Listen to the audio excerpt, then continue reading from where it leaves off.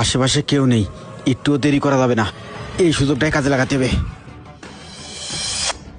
বেশি দেওয়া যাবে না, এইটুক দিলে কাজ হয়ে যাবে। আশেপাশে তো কেউ নেই, আবার না কেউ নেই, এইটুকু হলেই হচ্ছে। এইবার এই সুযোগে পুশ করে দিই।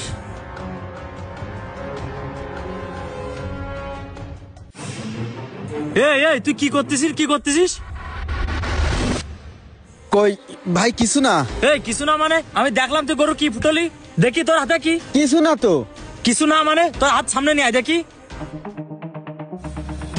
ওরে আল্লাহ রে, এ তো ইনজেকশন। আরে ভাই চুপ কর।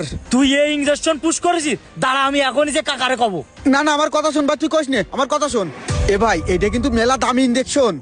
এই ইনজেকশন গরুরে একবার পুশ করলি 6 মাসে খাওয়াই পড়ায় যা করতে পারবি না, একবার এই ইনজেকশন করলি 1 মাসে ওই রেজাল্ট পাওয়া যাবে।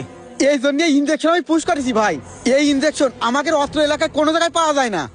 আমি মেলা কষ্ট করে এক জায়গাতে ম্যানেজ করেছি। আল্লাহ দিলে এইবার দেখিস আমাদের এই গরু একদম মোটা তাজা হয়ে যাবে। আরে ভাই থাম দিনি, এবারে খুশিতে গদ গদ হয়ে পড়তেছে। এ তোর কিটা দেশে এ যুক্তি যে তোর 6 মাসের দাম 1 মাসে দিয়ে দিচ্ছে আর গরু মোটা তাজা হয়ে যাবে, শালার বলদ। আরে ভাই হ্যাঁ, তুই জানিস নে আমার এই গরু 1 মাস পরে কোন জায়গায় যাই আর আজকে কিরকম আছে তুই দেখে নে। এই ইনজেকশন সম্পর্কে তোর কোনো ধারণা নেই, 1 মাস পরে তুই দেখে নিস নে। আরে রাখ তুই, আন্দাজে না জানে শুনে এইভাবে গরু ট্রিটমেন্ট করানো ঠিক না। এই গরুর যদি কিছু হয় তাহলে তুই কি করবি, শালার বলদ। থাক তুই, আমি চলে গেলাম।